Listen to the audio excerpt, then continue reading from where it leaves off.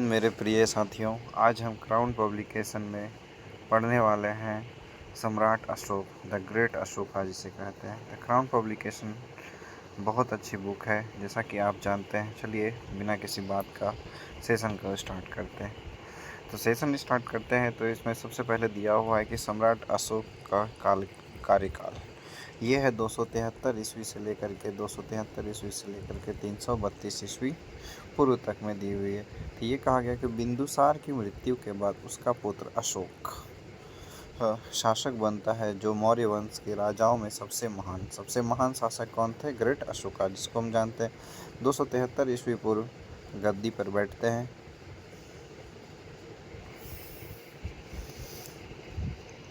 273 ईस्वी पूर्व गद्दी पर बैठते हैं, किंतु उसका राज्याभिषेक 4 वर्ष बाद 269 ईस्वी में होता है। अशोक की माता शुभ्रांगी जो चंपा के एक ब्राह्मण की पुत्री थी। शासक बनने के बाद अशोक तक्षशिला एवं अवंती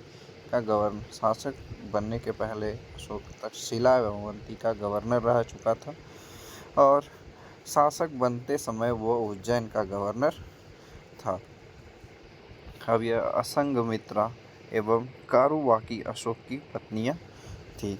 असंघमित्रा और कारुवाकी अशोक की पत्नियां थी। अशोक के अभिलेख में कारुवाकी एवं उसके पुत्र तिबिर, तो अशोक का पुत्र का क्या नाम हुआ? तिबिर का उल्लेख किया गया है। फिर बौद्ध ग्रंथ दिव्यवादन के अनुसार पद्मावती अशोक की एक अन्य पत्नी थी। नाग देवी अशोक की एक अन्य पत्नी थी, जिससे उत्पन्न पुत्र पुत्री थे महेंद्र और संघमित्रा। महेंद्र और संघमित्रा के बारे में आप तो जानते ही होंगे। अशोक के अभिलेखों में उसके देवा नाम प्रिय, मतलब देवताओं का प्रियदर्शी कहा गया है। और अशोक को क्या कहा गया उसके अभिलेख में? देवा नाम प्रियदर्शी। कलहन की राजतरंगिणी के अनुसार अशोक ने श्रीनगर की स्थापना की। अशोक ने ही क्या किया? श्रीनगर की स्थापना की। ये कलहन की राजतरंगिणी में लिखा हुआ है। जैसे जानते हैं कलहन बुक है जो कि कश्मीर के इतिहास को दिखाता है। अब अशोक में सबसे इम्पोर्टेंट है कलिंग का युद्ध। अशोक ने के 13वें शिलालेख के अनुसार राज्याभिषेक के 8 वर्ष बाद वह 261 ईस्वी पूर्व देवी के प्रियदर्शी राजा अर्थात अशोक ने कलिंग पर विजय प्राप्त किया। और यह शिलालेख कलिंग के राजा के विषय में मौन है। तो कलिंग का राजा कौन है इसमें नहीं बताया गया अशोक के 13वें शिलालेख में। लेकिन खारवेल के हंथी गुफा अभिलेख के अनुसार नंदराज इस समय का कलिंग का शासक रहा था। तो कलिंग का शासक उस समय कौन रहा था? नंदराज को हराया था। और इसका 13वें शिलालेख में अभिलेख किया गया है। इस युद्ध के बाद कहा गया कि अशोक को गहरी व्यथा एवं पश्चाताप हुआ। उसने दूसरे राजाओं से युद्ध करने की नीति त्याग दी एवं संस्कृति विजय पाने की नीति से अपनाई। और दूसरे शब्दों में अशोक ने भेरी घोष के बदले धम्म घोष को अपनाया। यूँ कह लें कि उसने क्या किया? युद्ध करने की नीति हटा दी और सांस्कृतिक विजय प्राप्त करने लगा, जिसको कहा गया कि भेरी घोष। बोले तो युद्ध नीति हटा दिया गया, अब सांस्कृतिक विजय जीतना है, मतलब धम्म घोष करने की योजना बनाई। युद्ध के पश्चात निग्रोध अशोक के चचेरे भाई सुमन का पुत्र, अशोक का चचेरा भाई जो भी था उसका सुमन के पुत्र के प्रवचन को सुनकर अशोक बहुत ज़्यादा प्रभावित हुआ और उन्होंने बौद्ध धर्म को अपनाया। तो उपगुप्त ने अशोक को बौद्ध धर्म की दीक्षा दी और अशोक बौद्ध धर्म का अस्थावय शाखा का अनुयायी बना। अशोक कौन से शाखा का अनुयायी बना? अस्थावय शाखा। अब अशोक का कौन सा धर्म था? तो अशोक ने धम्म का प्रतिपादन किया और यह धार्मिक शिक्षाएं न होकर सामाजिक एवं नैतिक शिक्षाओं एवं नियमों का दस्तावेज था। अशोक ने श्रीलंका एवं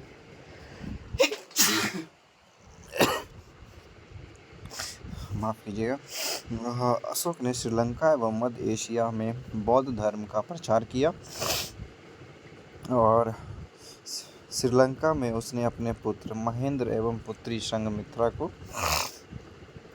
प्रचार के लिए भेजा। पांचवें बृहद शिलालेख के अनुसार धम्म प्रचार के लिए धम्म महामात्रों की नियुक्ति की गई। धर्म के प्रचार के लिए धम्म महामात्र की नियुक्ति कराई गई। अशोक ने बौद्ध धर्म या तीर्थ स्थलों की यात्रा को धर्म यात्रा की शुरुआत की। एक उपासक के रूप में अशोक एक उपासक बनकर के अशोक 10वें वर्ष बोध गया जाता है। 12वें वर्ष वह निगाली सागर जाते हैं और 20वें वर्ष वह लुम्बिनी की यात्रा करते हैं। तो 8वें वर्ष वो क्या करते हैं, कलिंग में युद्ध लड़ते हैं और 10वें वर्ष क्या करते हैं, बोध गया जाते हैं। 12वें वर्ष वह निगाली जाते हैं और 20वें वर्ष वह लुम्बिनी जाते हैं। अशोक ने आजीविकों को रहने के लिए बराबर की पहाड़ियों में गुफाओं का निर्माण करवाया। अशोक के शासनकाल में तृतीय बौद्ध संगति हुई और ये कहाँ हुई, पाटलिपुत्र में। यूरोपीय लेखक अशोक की तुलना रोमन सम्राट कॉन्स्टेंटाइन से करते हैं कि अशोक सम्राट कितने बलशाली थे, कॉन्स्टेंटाइन। ऐसे कॉन्स्टेंटिनोपोल के बारे में आप जानते ही होंगे। तो बौद्ध संगति कौन सा आयोजन करते हैं अशोक, तृतीय बौद्ध संगति। तो द्वितीय बौद्ध संगति होता है कालाशोक के तहत, द्वितीय बौद्ध संगति होता है कालाशोक के तहत और पहला बौद्ध संगति होता है अजातशत्रु के तहत। अजातशत्रु करवाते हैं। चलिए अब आगे बढ़ते हैं। अब अशोक के दूसरे उत्तराधिकारी का अशोक के दशरथ सम्राट अशोक का पौत्र हुआ करता था। दशरथ सम्राट अशोक का पौत्र था और दशरथ के शासनकाल में गया में नागार्जुन की पहाड़ी पर आजीविकों के लिए 3 गुफाएं बनाई गई। दशरथ ने भी अशोक की भांति देवा नाम प्रियदर्शी की उपाधि ली। अब क्या आते हैं वृद्धरथ मौर्य का अंतिम शासक था। मौर्य वंश का अंतिम शासक कौन बनता है, वृद्धरथ। इसकी हत्या ब्राह्मण मौर्य सेनापति पुष्यमित्र शुंग ने कर दिया और नए वंश शुंग वंश की स्थापना कर देते हैं। तो इस तरह से क्या होता है कि बृहद्रथ के द्वारा ही क्या होता है, मगध में पहला शासक बनता है और बृहद्रथ क्या होता है, मौर्य वंश का अंतिम शासक बनता है। वो ध्यान रखिएगा कि वो बृहद्रथ दूसरे थे और ये दूसरे हैं। अब आगे देखा जाए तो इनकी राजनीतिक व्यवस्था क्या थी अशोक के समय, यानी मौर्यों के लिए राजनीतिक व्यवस्था क्या थी। मौर्य काल में वंशानुगत केंद्रीय राजतंत्रात्मक व्यवस्था के अनुरूप राजा सर्वोपरि था। एज पर शेड्यूल सभी जगह सबसे बड़ा होता है। अर्थशास्त्र के अनुसार राजा को निरंकुश बताते हुए प्रजा के कल्याण पर ध्यान देने की जरूरत पर बल दिया कि राजा कैसा हो, निरंकुश, और वो प्रजा के कल्याण को करे। अर्थशास्त्र में सप्तांग सिद्धांत के अंतर्गत राजा, अमात्य, जनपद, दुर्ग, कोष, सेना एवं मित्र शामिल थे। सप्तांग सिद्धांत क्या है, इसके अंतर्गत राजा, अमात्य, जन, दुर्ग, कोष, सेना एवं मित्र शामिल होते हैं। शीर्ष स्तर अधिकारी तीर्थ या महामात्र कहलाते हैं। सबसे बड़े अधिकारी कौन होते हैं, इसको हम लोग तीर्थ कहते हैं या फिर महामात्र। अर्थशास्त्र के अनुसार इनकी संख्या कितनी थी, तीर्थ महामात्रों की संख्या 18 थी।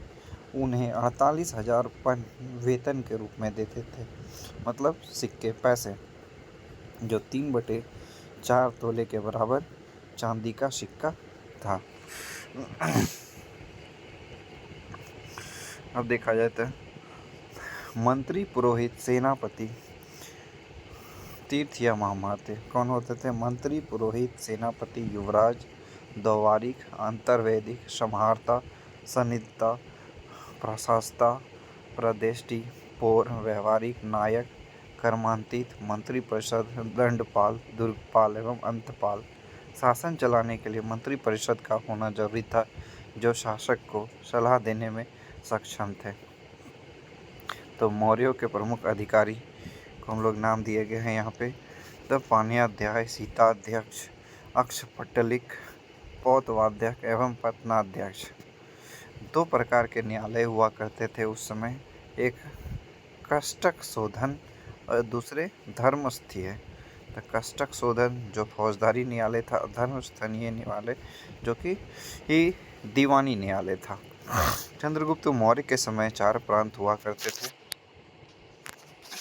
परंतु अशोक के शासनकाल में कलिंग के विजय के बाद 5 प्रांत हो गए। अब देखा जाए तो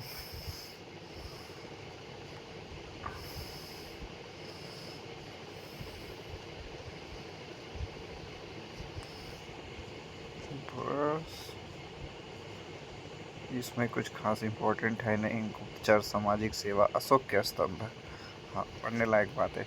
अशोक के स्तंभ एकात्मक मोनोलिथिक्स। इसका अर्थ है कि तराश कर बनाए गए एक निर्माण में चुनार व उपयोग किया गया। मतलब मोनोलिथिक एक ही पत्थर के बने हुए स्तंभ होते थे। इन पॉलिशदार स्तंभों के केवल शीर्ष भाग का जोड़ा एवं साण विलक्षण वास्तुशिल्प में प्रमाण मिलता है। पॉलिशदार स्तंभ केवल शीर्ष भाग को